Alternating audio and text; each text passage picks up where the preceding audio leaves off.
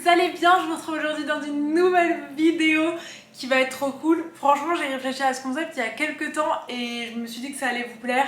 Même moi, de mon côté, ça me permet de faire une rétrospective sur mes achats et de faire un compte rendu un peu de ce que je mets vraiment. Et justement, en ce moment, vu la tendance actuelle qui est de consommer de plus en plus raisonné, écologique et enfin vous voyez tout ce qu'on parle en ce moment, est-ce que vous me reprochez des fois sous les vidéos, c'est-à-dire suivre les trends, suivre les tendances, des micro-trends qui au final ne sont pas forcément amenés à durer. Moi-même je suis de cet avis et souvent je vous l'explique que même si je fais des vidéos sur les trends, j'essaye toujours de montrer des alternatives pour les consommer durablement. Et c'est sûr qu'on peut avoir envie de suivre les trends tout en consommant raisonnablement. Comme je vous ai dit dans certaines de mes vidéos dernièrement, je trouve que les trends actuels, ça devient de plus en plus des basiques, en tout cas des pièces qui sont de plus en plus durables.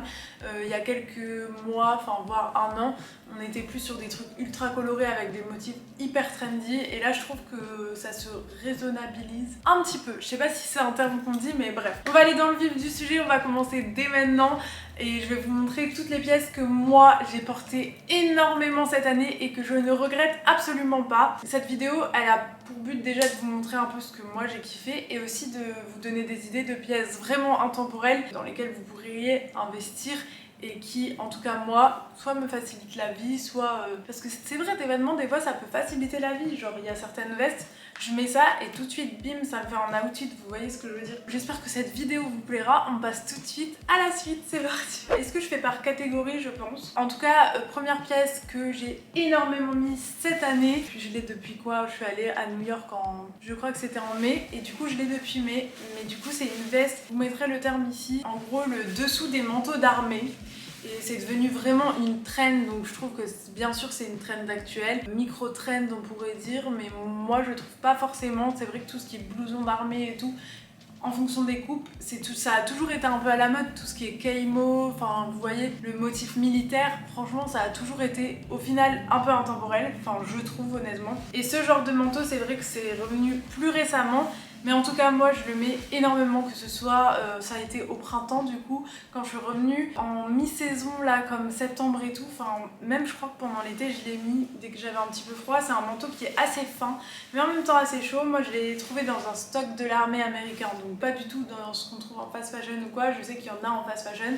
Mais sachez que je vais sortir des vestes sans manches un peu matelassées comme ça avec ma marque Ripas, qui elles vont être réversibles avec un motif en lainage, enfin trop belle. De toute façon dès que j'aurai des visuels je vous le mettrai sur le compte de la marque, je vous la mets ici. J'ai trop hâte de sortir ces vestes sans manches, enfin c'est genre des petites doudounes sans manches parce que ça je le mets tout le temps.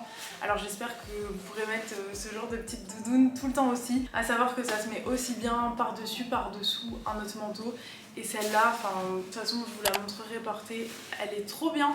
Elle est trop bien taillée. En fait, ceux qui me connaissent dans la vraie vie savent que je la mets presque tous les jours. Genre, j'alterne avec tous les autres trucs que je vous ai montrés, mais celle-là, je la mets vraiment de ouf. Super bon achat que j'ai fait parce que je la rentabilise, quoi. Deuxième veste, c'est cette veste de bûcheron.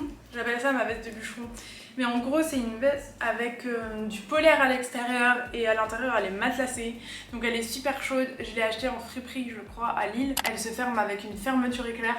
Elle est super chaude cette veste, elle est hyper oversize pour le coup, j'adore l'effet qu'elle me fait et tout le monde me demande toujours oh elle vient d'où ta veste. De toute façon la veste de bûcheron c'est une veste hyper intemporelle, je trouve qu'à toutes les sauces on en voit tous les ans en vrai et ça fait 4 ans je crois ou 3 ans que je me la coltine et je la mets tout le temps, que ce soit encore une fois en mi-saison ou en plein hiver en dessous d'un autre manteau. Elle fait grave le taf. Celle-là pour le coup c'est une vintage, je pense que vous savez c'est les vestes de chantier un peu des hommes pour pas avoir froid, mais celle-là je l'aime de ouf. Troisième items, c'est ce petit gilet Lululemon. Je sais pas si vous vous souvenez, encore une fois dans mon haul New York j'ai acheté ma première veste Lululemon, enfin mon premier gilet, à savoir que maintenant j'en ai deux.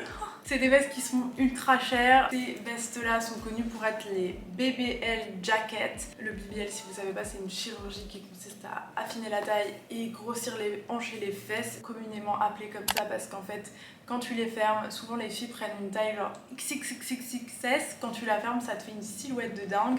Et du coup moi j'ai trouvé la deuxième sur Vinted, la première je l'avais achetée dans le magasin et elle est bleue électrique, elle est au sale, et celle-là c'est une noire que je mets en vrai encore plus et que je mets que ce soit pour le sport ou même bien dans la vie de tous les jours. Je trouve que c'est une veste hyper intemporelle en vrai, qui est hyper qualitative, et il y a genre ce système un peu de pouce, vous savez, apparent, enfin genre un peu mitaine. Franchement c'est un coup, le Lemon, le jacket il coûte 90 $ je pense. Le noir je l'ai eu sur Vinted pour 60 €, donc en vrai regardez sur les applis de seconde main. C'est un coup mais vraiment c'est des super qualités. C'est pas du tout éthique hein, mais j'avais craqué parce que franchement j'aime trop ce type de veste. Ensuite j'ai sorti mon fameux, je sais pas si vous l'avez déjà vu, mais c'est mon pantalon Issey Miyake. Si vous ne connaissez pas Issey Miyake, c'est un designer des années 90 comme diraient les Belges, 90 même avant je pense. C'est un designer japonais qui a été très connu pour le plissé Issey Miyake, qui a été très copié même par la fast fashion. Donc vous voyez ce plissé, je sais pas si ça va focus, mais ce plissé a été inventé par Issey Miyake. La marque commune c'est Pleased Please, donc si vous voyez ça en friperie-bois, bah c'est une tête de marque et c'est la marque Issey Miyake. En gros c'est la marque un peu genre prêt-à-porter, vous voyez, parce que Issey Miyake pur c'est de la couture. Si vous aimez la mode, n'hésitez pas à aller voir les défilés Issey Miyake, il y a des trucs de malade, il joue sur les matières et il fait des trucs de transformation de robes et tout, incroyable. Bref, moi j'ai acheté ce pantalon sur Vinted il y a au moins 3-4 ans je pense, en vrai, quand je travaillais chez Vestiaire Collective. Vous voyez, quand on travaille à Vestiaire Co, on voit plein de pièces incroyables passer et ça m'a trop donné envie d'investir dans ces pièces parce que c'est du polyester mais c'est une qualité de ouf, ça bouloche pas, ça ne s'abîme pas, et c'est le parfait pantalon noir. Il est confortable, il est large aux jambes pour moi, c'est juste un élastique à la taille vous voyez, mais en fait ça vous pouvez le mettre en mode streetwear, en mode habillé. En vrai c'est le seul pantalon habillé que j'ai gardé parce que sinon j'ai des jeans et des jogging, enfin ou des pantalons cargo vous voyez, mais j'ai pas trop de pantalons à pince, moi c'est pas mon style. Mais en fait je me dis si je dois m'habiller habillée, bah c'est le pantalon que je vais mettre, c'est mon pantalon Issey Miyake, c'est pour moi une base de mon dressing, et j'ai un haut un peu popcorn noir qui va trop bien avec en ensemble. Enfin c'est pas un Issey Miyake mais quand je mets cet ensemble j'aime trop l'effet. Ça fait très mode japonaise, mode un peu classe mais volume, enfin comment dire, ils jouent sur les volumes les japonais et ils sont trop forts en mode. Et ce pantalon, je trouve que c'est l'exemple parfait en fait de la mode japonaise, bien coupé, bien taillé, qualitative. C'est un de mes basiques de mon dressing vraiment. Et si vous pouvez tomber ou vous acheter une pièce Issey Miyake, vous ne le regretterez pas, ça va avec tous ces pièces, c'est incroyable. Sac à main que je ne regrette pas, c'est mon Jackie de chez Gucci que j'ai acheté sur Vestiaire Co je crois. C'est un Jackie blanc qui date des années 90 encore une fois. Le Jackie, vous savez sûrement qu'il a été réédité ces derniers temps par Alessandro Michele, qui est le DA de Gucci et qui a ressorti des Jackie. Je pense pas qu'il y en a des aussi grands dans les neufs, si sûrement, mais principalement le modèle un peu plus petit. Moi c'est quand j'ai vu ceux-là que genre j'ai trop kiffé et du coup je me suis mis à la recherche du même en vintage. La seule différence c'est que le détail il est argenté et pas doré comme les nouveaux, qui sont en plus avec des détails un peu plus arrondis, mais franchement il fait vraiment son effet. La particularité de ce sac, ça a été un de mes premiers sacs de luxe grands, parce que sinon avant j'investissais que dans des sacs de luxe petits, genre sac baguette, et en vrai les sacs baguettes, on va pas se mentir, c'est pas très pratique. J'en reviens un peu dans le sens où ça se met pour les soirées et tout, mais souvent en ce moment, enfin même tous les jours, je transporte mon ordi et tout. Mon ordi rentre dans ce sac. Enfin, c'est un sac qui est d'une taille moyenne, mais genre je veux dire, il y a plein de choses qui rentrent dedans. Il a un côté pratique, joli, il fait tout de suite hyper classe. Enfin, c'est un Jackie Gucci quoi. Est-ce que je parais hyper condescendante quand je fais ça? C'est un Jackie Gucci quoi. Non mais vous voyez, il fait, enfin c'est le seul sac un peu dur que j'ai et je l'aime beaucoup.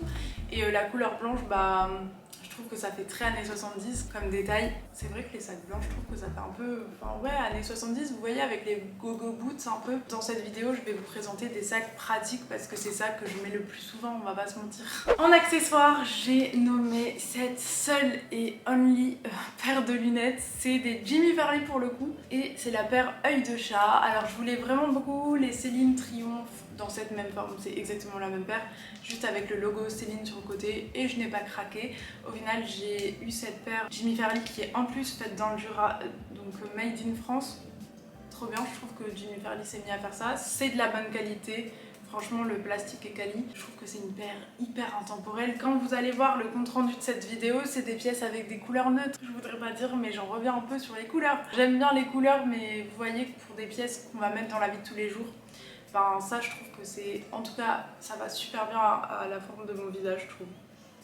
Et c'est une pièce qui va avec tout, donc j'adore ces petites lunettes de soleil. Du coup, je passe à la veste, la fameuse veste Avirex. Si vous ne connaissez pas Avirex, c'est une marque iconique pareil des années voilà, avant. Je vais pas dire des dates parce que si je me trompe vous allez m'enchaîner en commentaire. Bref, c'est une veste vintage que j'ai trouvée sur Vinted. Les prix ont vachement augmenté pour Avirex parce que c'est grave devenu la mode des bombers un peu style high school, lycée, genre vous voyez ce que je veux dire. Et les bombers Avirex c'est la base pour ce style de bomber. Moi j'ai trouvé le mien du coup à une centaine d'euros, ce qui est hyper raisonnable pour un Avirex. Il est assez abîmé sur certaines parties, mais en fait je trouve que ça donne un effet vieilli vintage que j'aime beaucoup, qui fait très réaliste. Bah en fait la pièce elle a vécu et c'est du cuir, donc voilà. Et en vrai quand j'en parle aux gens en général, ils me disent non mais ça rend trop bien en fait l'effet un peu abîmé. La taille c'est du L et pour moi ça fait l'effet oversize parfait, ni trop oversize ni pas assez en fait. Et ce bomber c'est une pépite. Vous avez dû me voir sur Instagram avec plus d'une fois dans mes photos et tout.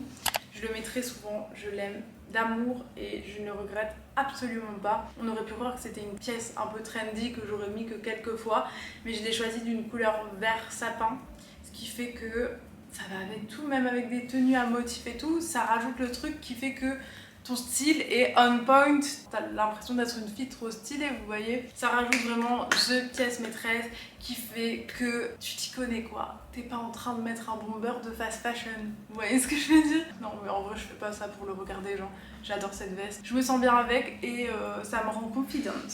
Toujours dans les couleurs vertes, ça c'est une pièce de luxe. Donc il y a quelques pièces genre pas de luxe vintage et il y a quelques pièces que je ne regrette pas d'avoir acheté, d'où leur prix.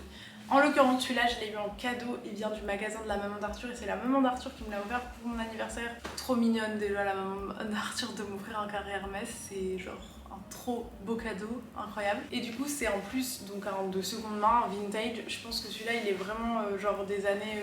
je vais pas encore dire de conneries. C'est vraiment les motifs à l'époque. C'est vrai que j'ai du mal avec les motifs Hermès actuels, il n'y a pas toujours mes goûts. En plus, j'adore cette couleur, le vert comme ça. Il est grand, donc... je trouve que ça fait pas l'effet gnangnan du carré, vous voyez, je le mets vraiment hyper souvent, surtout en mi-saison comme ça, avec des outfits streetwear, ça casse le look. Un carré Hermès c'est en 100% soie, donc ça tient hyper chaud au cou. Des fois je le mets même avec mon bomber, ça fait hyper chic. Quand tu casses une tenue genre de streetwear avec un carré, c'est trop chouette et trop beau. Là je vous montre juste les pièces que je ne regrette pas de toute façon. Je sais que c'est cher un carré Hermès, mais je trouve que c'est vraiment une belle pièce dans laquelle investir, surtout les vintage. Avant-dernière pièce, c'est ce sac seau de Louis Vuitton que je vous ai déjà présenté dans une de mes vidéos récemment, la vidéo What in my walking bag. Je vous ai déjà raconté l'histoire, c'est un sac que j'ai reçu en cadeau par un shop vintage qui était complètement pourri à l'intérieur au final, que j'ai refait moi-même avec ma pote Agathe, donc on a remis une doublure, du cuir et tout. Mais en tout cas, le sac seau, c'est vraiment un sac hyper pratique. En fait, ça a une taille A4, 21-29-7, non, un peu plus grand, enfin 23 par 32, vous voyez. Donc ça rentre les cahiers et tout. Bon, je vous dis pas d'investir dans ça pour des sacs de cours, mais en tout cas, un working bag, c'est très pratique et j'aime beaucoup ce sac qui est un intemporel de la maison Louis Vuitton. Louis Vuitton, ça peut faire cheap, surtout les dernières collections, mais les sacs vintage Louis Vuitton, qu'est-ce que j'aime ça. On passe à la dernière pièce. C'est ce gros pull en laine que j'ai trouvé chez Emmaüs pour le coup. C'est une marque italienne, à ce qui paraît il a été fait en Italie. Celui-là il est un peu bouloché, my bad, mais c'est the perfect pull en laine. Je crois que c'est même pas 100% laine, sinon il gratterait. Mais en tout cas c'est genre le pull un peu montagnard, mais que tu mets avec tout en hiver, c'est trop beau. Pour le coup ça fait hyper jeune damasse parisienne, vous voyez. J'aime trop ce pull, même avec un cargo et tout. Il est trop cool. Pour le mien, il est oversize encore une fois. Enfin, vous savez que j'aime les pièces oversize maintenant.